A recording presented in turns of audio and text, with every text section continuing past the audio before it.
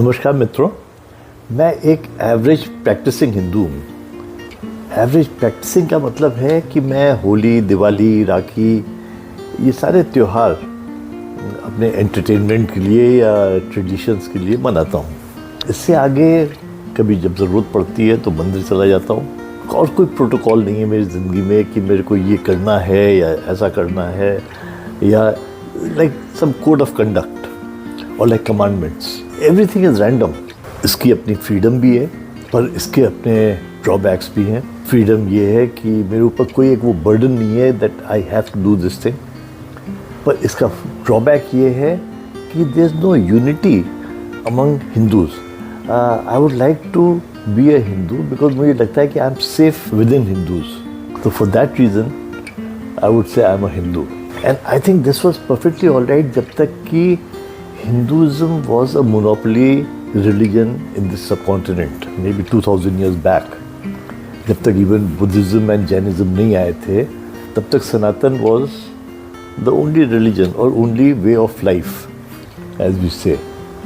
But now there's an encroachment within the same space.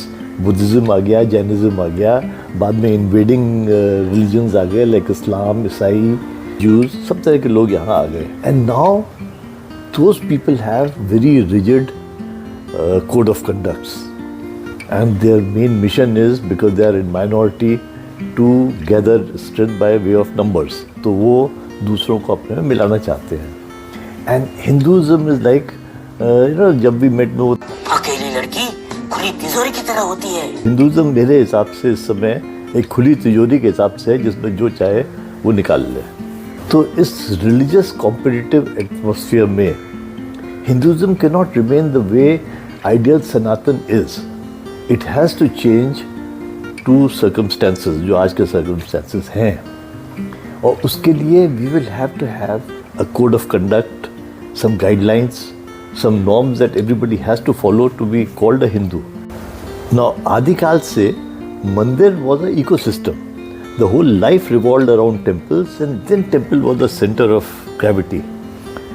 आजकल mandir is a go to place जहाँ पर आप जाइए और अपनी विश लिस्ट भगवान को दीजिए, आप पैसे चढ़ाइए, भगवान से कुछ मांगिए, एंड इट्स अ ट्रांजैक्शन. तो जो रिलीजन ट्रांजैक्शनल हो जाए उस रिलीजन का फ्यूचर क्या होगा, आई डोंट नो. तो इसीलिए I think now looking at this scenario of today, अब वो समय आ गया है जब हिंदू रिलीजन को रीइवॉल्व करना पड़ेगा अपने आप को. हिंदुइज्म को भी ज़्यादा मैनुअल बेस बनाना पड़ेगा कि this is the operating manual, set standard procedures and you have to follow it. ये नहीं है कि जिसकी जो तबीयत है वो कर रहा है. अनदर थिंग इज़ कि जिस तरह से हमारे यहाँ 4 मठ बना दिए उन्होंने और 4 मठाधीश या शंकराचार्य बना दिए, so they are more of a divisive nature. हमको एक सेंट्रल हेड चाहिए लाइक अ पोप, जो कि इस पूरे सब कॉन्टिनेंट के हिंदुइज्म को कंट्रोल करे. ये सारे शंकराचार्य भी उसके अंडर हों. They have their own code of conducts. जो पार्लियामेंट होती है, so there should be a religious parliament. अगर हम लोग डेमोक्रेसी फॉलो कर रहे हैं तो even there should be a democracy.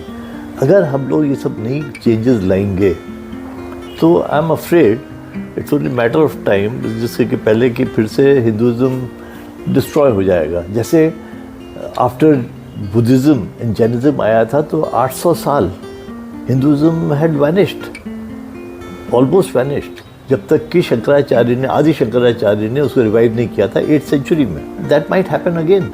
History repeats. तो we have a history where Hinduism had vanished after arrival of Jainism and Buddhism on a big scale. Hinduism गायब हो गया था and it can happen again. पर हम लोगों का सोचना ये है कि हमारा Sanatan is indestructible, but we forget कि we survived 800 years of Islam rule and ईसाई rule just because they wanted taxes from us. और न सिर्फ 70 साल में हिंदुओं का पाकिस्तान, बांग्लादेश एंड इवन हिंदुस्तान में क्या हुआ है वो हमारी आंखों के सामने है. You know, we have never fought any war for our religion. Even Mahabharata was fought for 5 villages. वो 5 गाँव के लिए वो लड़ाई लड़ी गई थी, धर्म के लिए नहीं लड़ी गई थी. So I would like every one of us who is a practising Hindu to think over this and raise this voice that we need a code of conduct for Hinduism, for Hindus.